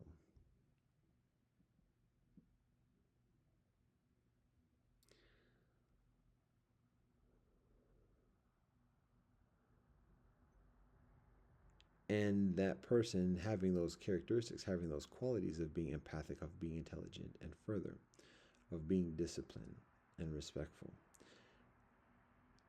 Generally, that person is living by principles, and um, that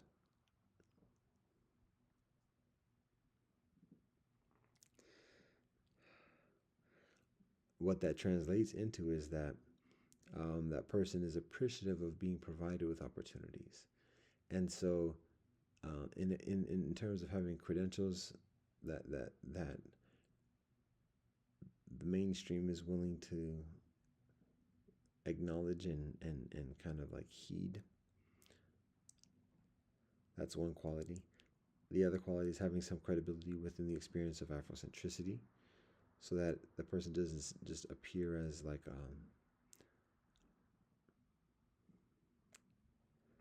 a sellout or otherwise. That's another characteristic.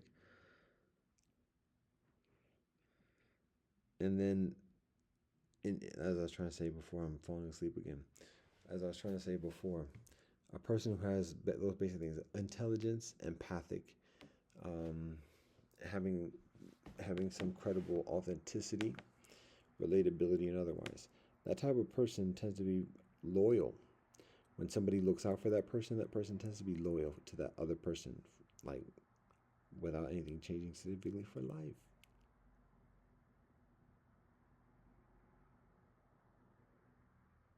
And so, what often happens is that a person who is selecting that, people who are selected, professionals who are selected that, are selected by liberals. And then, because of that, have a certain sense of loyalty and obligation to liberals for the opportunities that liberals present, given money, scholarships, job hires, references, referrals, other things. So people become have cultivated a sense of loyalty.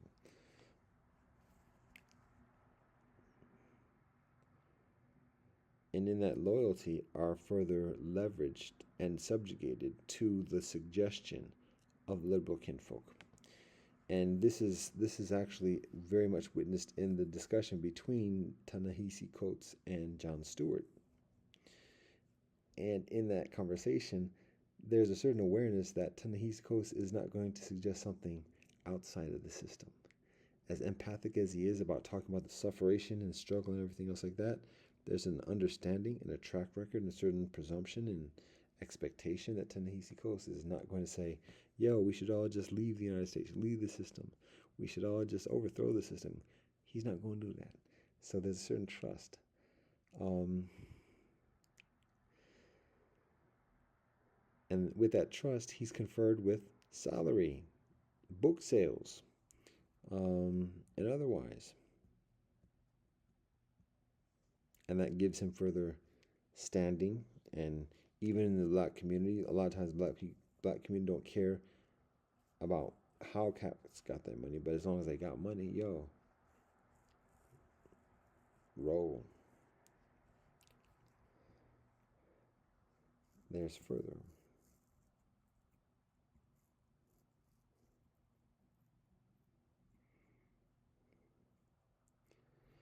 What we observe, particularly in that conversation between the brethren Jon Stewart and Ta-Nehisi Coates, is that Jon Stewart is asking questions to Ta-Nehisi Coates that are very leading questions, that are very subtle, very skillful, very extremely intelligent leading questions. and those leading questions feign an interest and a commitment towards solution. However, it's a very complex, nuanced levels to this mindfulness and intentionality. But so the basic substance of the conversation is talking about the problems and being very empathic, being very cooperative and mutually respectful. But the liberal who's raised that leveraged voice has no intention of releasing the adverse conditions of exiting the system, of exiting imperialism. Has, even when talking about it and being very impassioned about it, has no intention of leaving it. That might help wake up for about 30 seconds. Has no intention of leaving it. And so when talking to kinfolk who are perceived as like addressing the realist conditions or whatever else, and so these are supposed to be, this is where the solution is supposed to emerge. When having those conversations and asking those questions, the questions don't lead to those solutions, and instead just lead to a very romanticized articulation of the suffering. And the people who are doing that responsiveness are giving it in intelligent ways, articulate, and very skillful, talented ways of expression, words and otherwise, spoken, written, and otherwise. So, but at the same time, like the mindset, the vision, to have those skill sets, to be able to have those credentials of education and talk about the problems with some type of intelligence that the other members of the hierarchy are able to recognize and respect. Okay, that person has some idea what they're talking about. That takes a lot of effort, takes a lot of study, takes a lot of socialization and conditioning.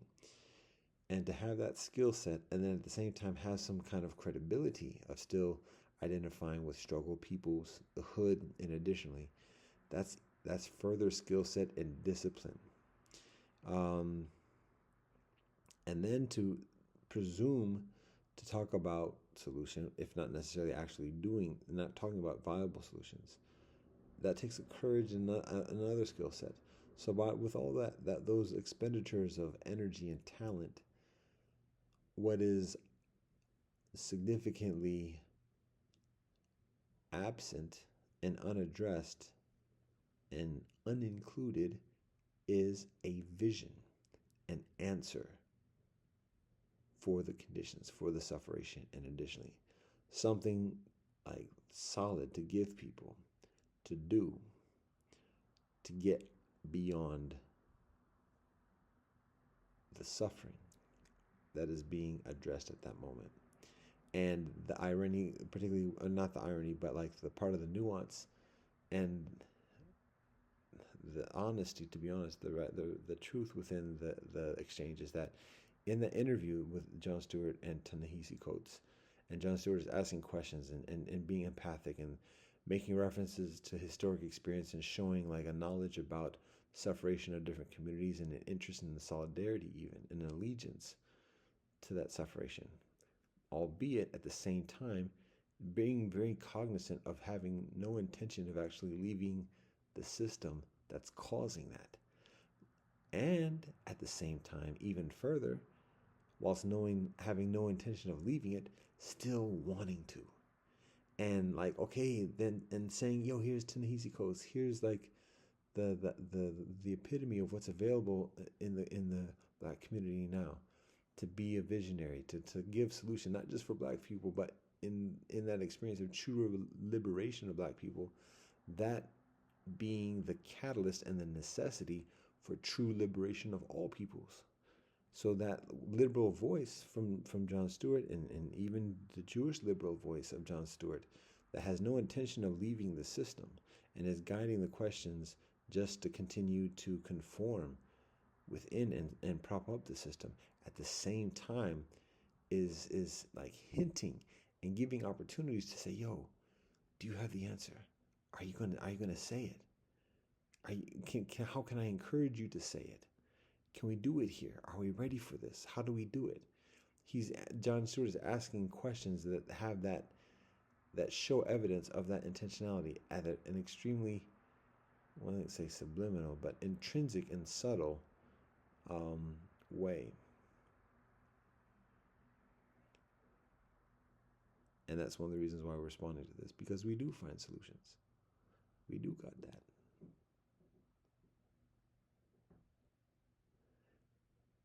And we also know that there's very little expectation of it being presented in the, and that's not our want, that's not our desire, that's not our intention, but that tends to be a signal, a signifier of how much what is being articulated is actually valued by others. So, all right, I've been talking for a long time now. We're almost on 2 hours,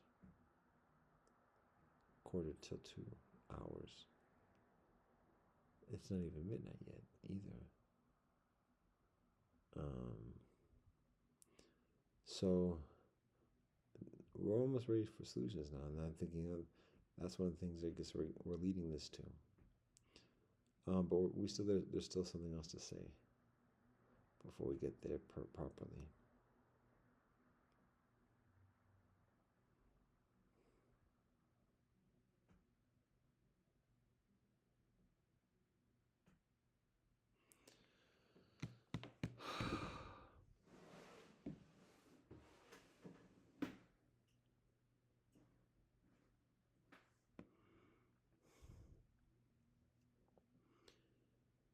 When we saw the Brethren Ta-Nehisi being charged by another interviewer, seemingly being blindsided by very kind of like charged, leading, very strong, false binary questions, trying to trap Ta-Nehisi Coates in a political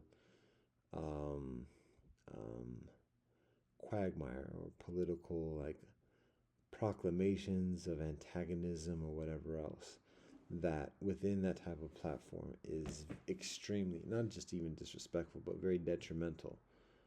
So all that being said, at the end of it, like still inviting the brethren to participate in the high holy days and signifying that there's still like a respect and a love even after doing that to the person. So people can take it all different types of ways. Our point is not to respond to that specifically, because again, that's part of the game, and we're focusing on further priorities.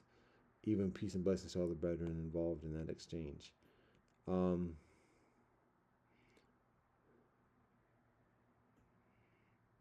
It seems like we should be able to wrap up somewhat soon on this particular topic here. There's other things to share, and we might get into that, God willing, here. But for the moment, this particular topic at the moment,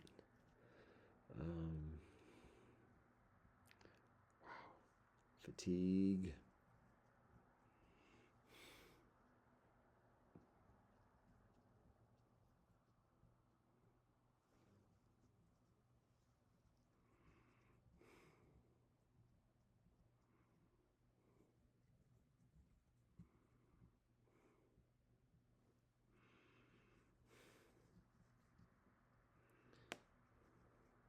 That's how some of the game works. That's some of what we observe. Those are some of the limitations. And the thing is, Brethren Ta-Nehisi Coates didn't have answers for that, and that's not an indictment. He says himself he doesn't know, and it's very difficult to have those skill sets and then still have a vision, because that vision, or am I a vision? That vision requires a perspective beyond the system, because as long as somebody is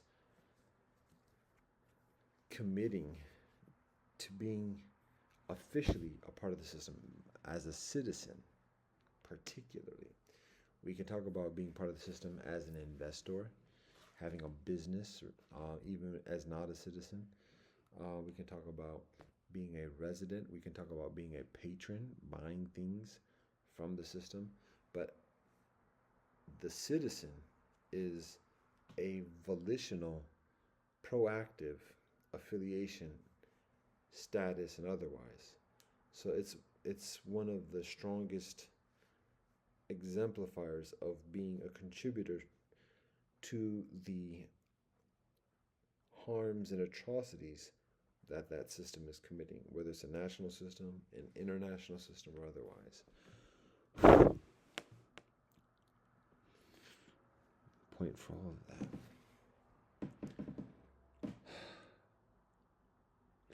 I think we can wrap this up sometime soon because the fatigue factor is factoring in right there. The fatigue factor is factoring into the fact of the factoration. Factory. Refractory. Olfactory.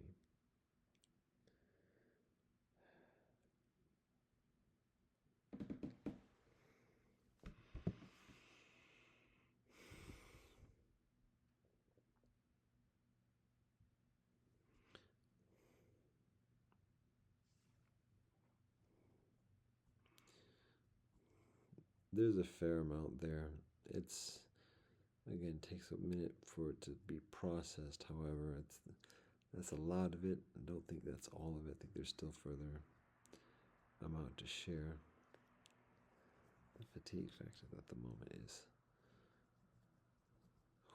take a hold.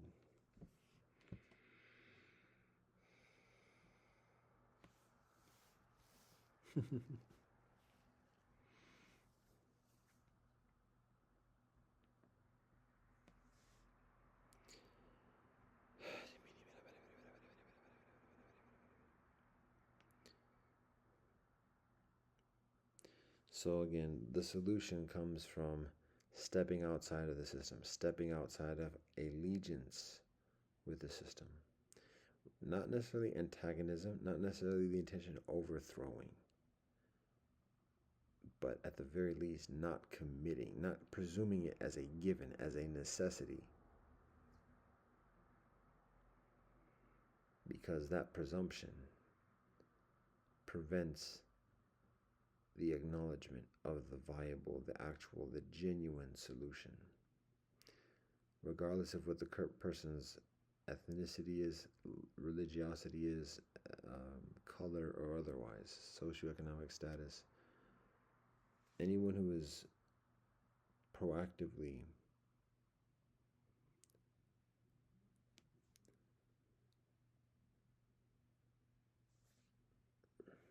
propping up system, restatements are becoming challenging at this moment. We said a few minutes, we'll wrap this up. Okay. God willing.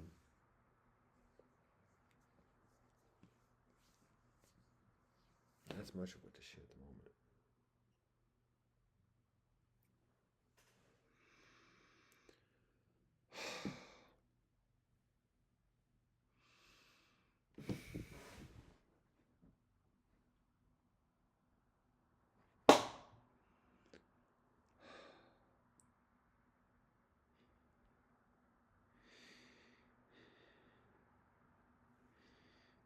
There's further, but there's further to share. It'd be beneficial to just articulate this whole thing in a further succinct way. We've done that in the past in terms of struggling to articulate something, and after going through that process, being able to articulate it further succinctly shortly thereafter. Excuse me. So, but at the same time, when fatigue is hitting, there's little efficacy um, in performing the mechanics of it at that moment because the coherency is hit at the moment.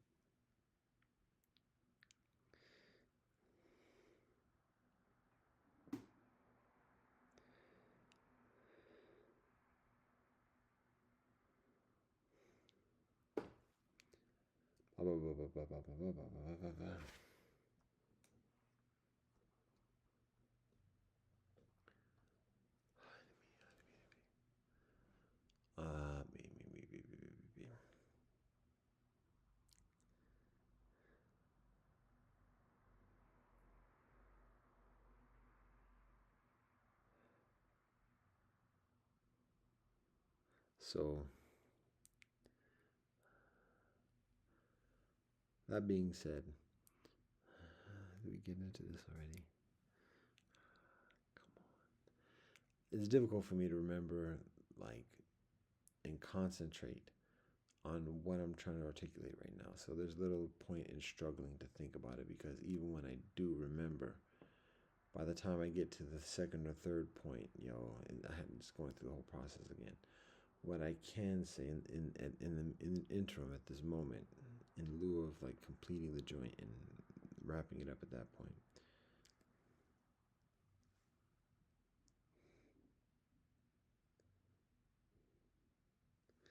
and see, even then, what I can share, I could have told you maybe 2 minutes ago. However, right now, yeah, fatigue is hitting.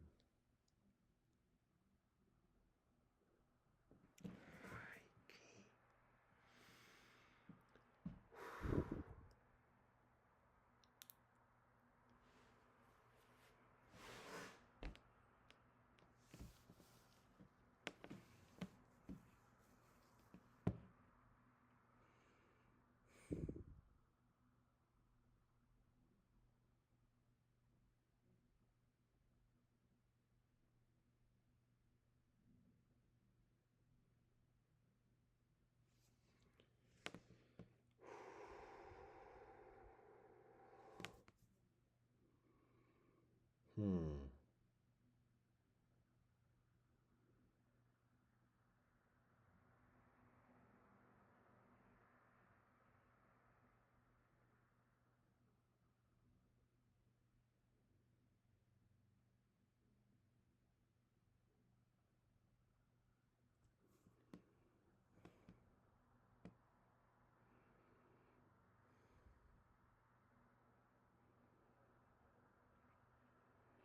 One thing I'll share in terms of solution as I think about it right now, if I can get it out.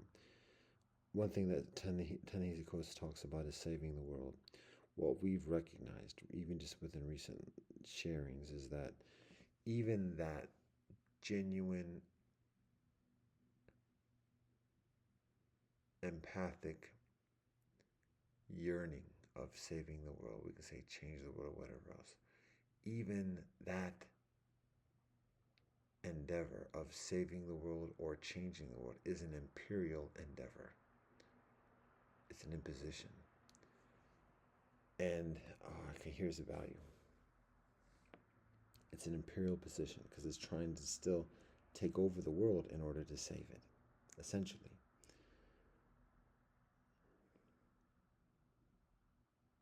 And in failing to complete that, essentially just competing, joining the competition of taking over the world,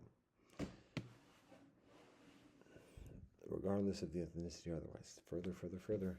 So it's not the solution. It's not the solution to the answer. The answer, the actuality, is that there's always going to be suffering.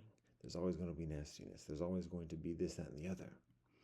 So for those who are inclined, who are somewhat awakened to the conditions and are striving diligently to be like optimally and absolutely love and truth, rather than trying to take over the world, even in an empathic and benevolent way, and instead focusing on the immediate relationships that one is included within at this moment: family, friends, immediate community, and further. The relationships that one knows the names of people, and those people know that one's name. Relationship, that is solution.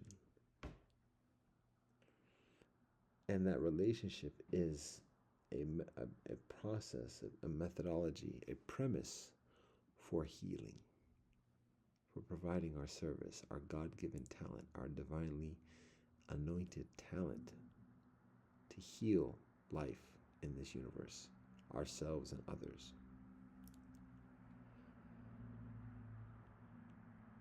That is the solution. It's not taking over. It's not saving the world.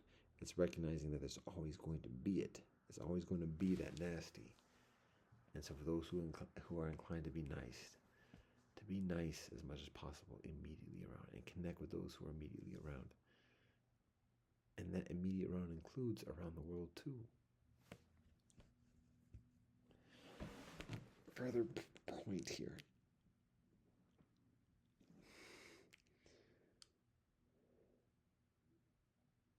So instead of trying to change the world, instead of trying to save the world, it's a matter of simply being in the world.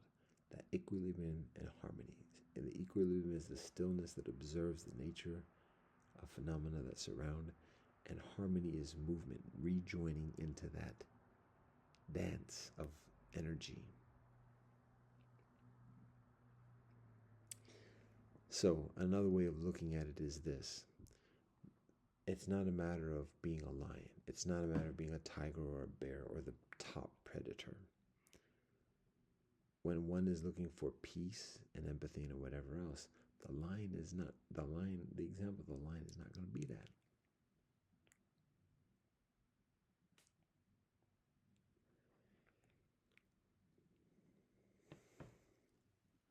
So instead of trying to take over all the lions to be a benevolent lion, what we recognize is, by the grace of the Most High Elohim, with respect and gratitude to all our ancestors, prophets, and sages for teaching us the essence of this truth.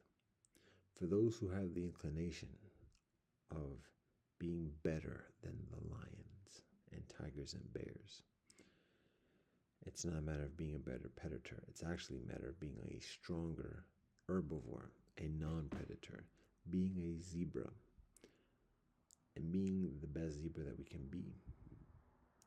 Physically fit, able to outrun when necessary, able to kick and fight back when necessary. It's not a matter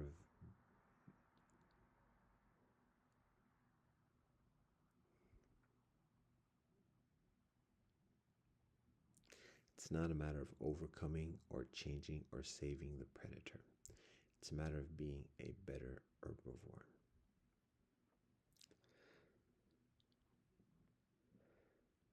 Being a better zebra.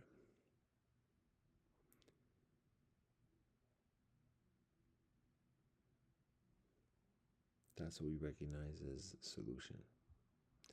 And to connecting with other zebras. Share the recent joint with kinfolk directly in person about building pantries like birds and squirrels, building homestead, marriage, family.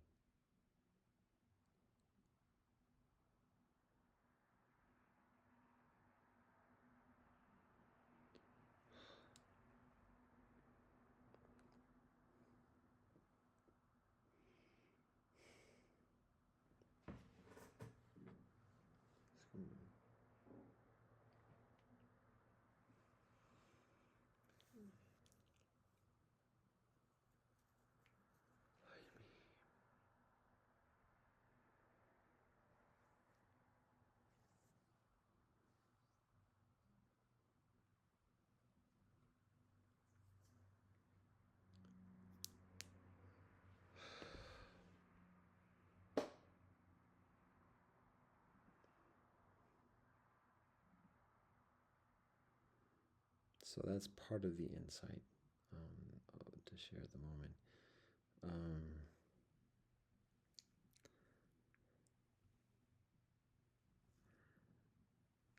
Let's wrap it up. We've done this for 2 hours. Let's not just record another hour of just struggling to think about something. It's fatigue, y'all. It's plain and simple. It's not terrible, whatever. It's just like, let's stop fighting at this point and let's re-energize, and God willing, return, share something further productive and honest